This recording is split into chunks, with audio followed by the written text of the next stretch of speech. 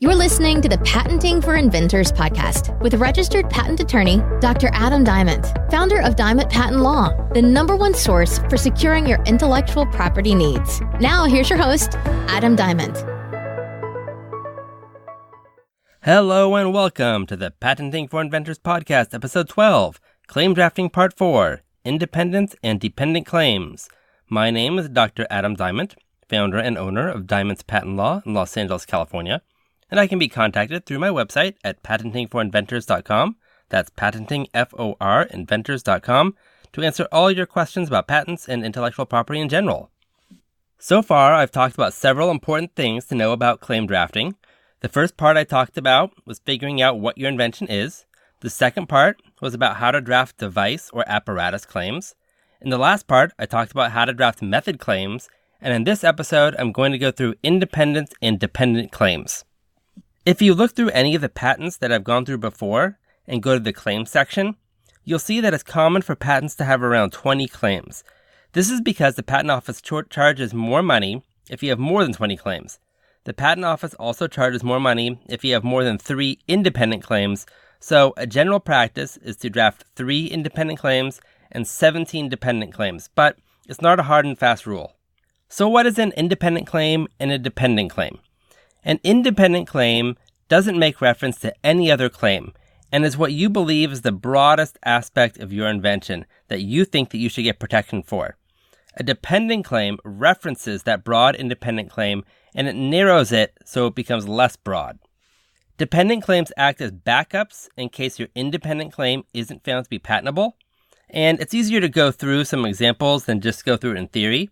So let's say you invented a flying bicycle that could fly by pedal power, but for some reason, you thought that you actually invented just the regular bicycle. And you want to file an application for a regular bicycle, but you'll also mention the fact that this bicycle can fly. So you start thinking of all the parts. There's a frame, there are wheels, there are handlebars, there are pedals, there's a chain connecting the pedals to the wheels, and there are wings attached to the frame, and perhaps a rudder. Because you thought you invented the bicycle, and you want to get patent protection for all bicycles, you start writing your claims. You might write something like this. Claim 1. I claim a device for transporting a person, the device comprising a frame, a plurality of wheels attached to the frame, at least one pedal, a chain connecting the pedal to the plurality of wheels, so that when the pedal rotates, the chain causes the plurality of wheels to rotate, and a handlebar connected to the frame to steer the device. This is a really simplified way to write the claims and isn't exactly how it should be written, but this is just to show some major elements of bicycles that might be in a claim if you were trying to get a patent for a generic bicycle. Now, after I recorded this, I noticed that I wrote in that claim that the chain connects the pedal to a plurality of wheels. And if you actually look at a bicycle, the chain only connects the pedals to one of the wheels. So you always want to be careful about what you're saying your invention is and how you claim it, because if you start claiming things that actually aren't how your invention works, then your claim is pretty much going to be useless. So this is just an example of always thoroughly check how you are drafting your claims. You didn't mention anything in your claims about wings, because you didn't want to limit yourself to just a flying bicycle. You wanted to get a patent for all bicycles. Now let's say the patent examiner looks at your claim and for whatever reason also has never seen a bicycle before and issues you your patent. You're excited that you have a patent for the bicycle. Then you find out that this company is making flying bicycles and you decide to sue them because they're making a device that has all the limitations in your claim. The flying bicycle has a frame, wheels, pedals, a chain, handlebar. You take them to court and the bicycle maker says that bicycles have existed for hundreds of years. So what you claimed, you never should have gotten a patent for it. The company provides evidence of this basic bicycle, and the judge invalidates your patent. Now you have nothing because you never claimed wings. So the question is, why didn't you claim wings to begin with? It's because you thought that your invention was broader. So what could you have done? This is where the dependent claims come in. Dependent claims act as backups in case your original claim is found invalid because it wasn't novel or non-obvious.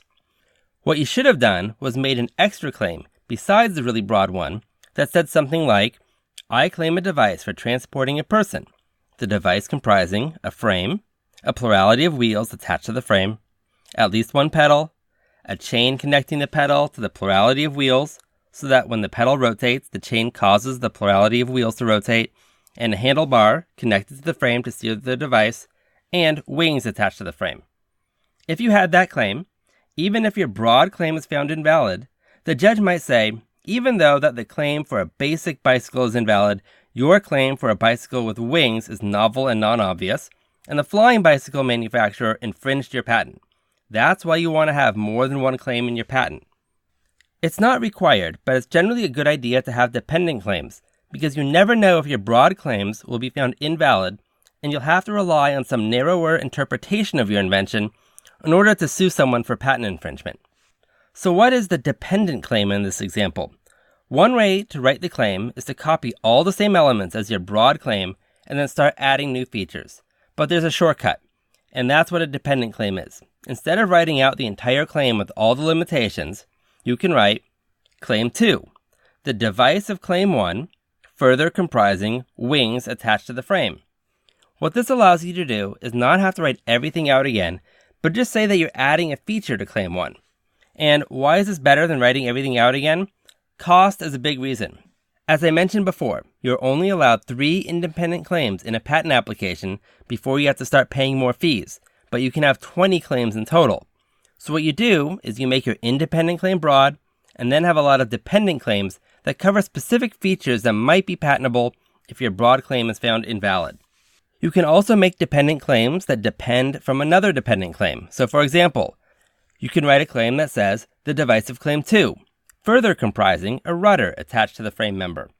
There are all sorts of strategies for drafting independent claims and dependent claims so that you get a good mix of broad and narrow claims in case your broad claim is found invalid. You can also have dependent method claims. In the last episode, I talked about a method for making guacamole. If you go back to that patent, you can find it using Google Patent Search for US Patent 5871794 and go to Claim 10. And you'll see the broad method claim. The method involves removing the skin and pit from an avocado, removing the husk and seeds from a tomatillo to get tomatillo pulp, mixing the avocado and tomatillo pulp together, and heating the mixture to about 85 degrees for about 10 minutes. That's the broad independent claim. But if you look just below that, you'll see Claim 11, which says, the process of Claim 10, further comprising the steps of washing, scalding, and pressing the tomatillo pulp prior to removing the seeds and outer skin.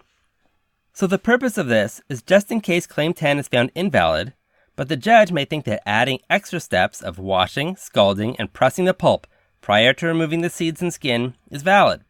Then you would still have protection for that narrower method claim. Now what if Claim 11 is also found invalid? Well, you can keep adding steps with new dependent claims to make it narrower and narrower until there's some claim that's found valid. But at some point, your claim is so narrow and requires so many steps to be infringed that it's easy for someone to just omit one of those steps to design around your patent. This is why it's important to have a good mix of broad and narrow claims in your patent, because you never know what claims might be found invalid, and you'll have to rely on your backup dependent claims. So the main reason of the dependent claims are legal backups, but there are other reasons to include them. It's easier to amend claims in your patent application if the examiner rejects your broad independent claim, because you already have something narrow written down that the examiner can review at the time of the application, instead of later on when a judge might determine that your claims are invalid. You can also describe specific features in your dependent claims, and this helps others understand what the different embodiments are. Dependent claims have lots of details that are easier for a jury to understand, and there are many other reasons you might have them. But the main reason is to have them serve as a backup in case your broad independent claims are found invalid. There probably could be 100 episodes on claim drafting, but at some point you're going to have to start drafting the rest of your application. So the next episode will be the last episode geared specifically for claim drafting, and it will just be a top 10 tips for claim drafting that will cover a whole bunch of little things to think about when you draft claims. I'll also cover some other details of claim drafting when I get to the episodes on responding to patent application rejections because of the claims. And if you want help with drafting your patent application and claims, I do offer those services through my practice at Diamond Patent Law. I can be contacted there at patentingforinventors.com. That's patentingforinventors.com. I'm Adam Diamond, and until next time, keep on inventing. Thanks for listening to the Patenting for Inventors podcast with host Adam Diamond. If you enjoyed the show, please rate and review on iTunes. The contents of this podcast are intended for general informational purposes only. The facts of every legal matter are unique, and the content of this podcast should not be construed as offering legal advice for your specific legal situation. For more information and help with your own intellectual property needs, contact Adam Diamond at patentingforinventors.com. That's patentingforinventors.com, or call Diamond Patent Law at 424-281-0162. The preceding information may be considered an attorney advertisement and does not establish any attorney-client relationship.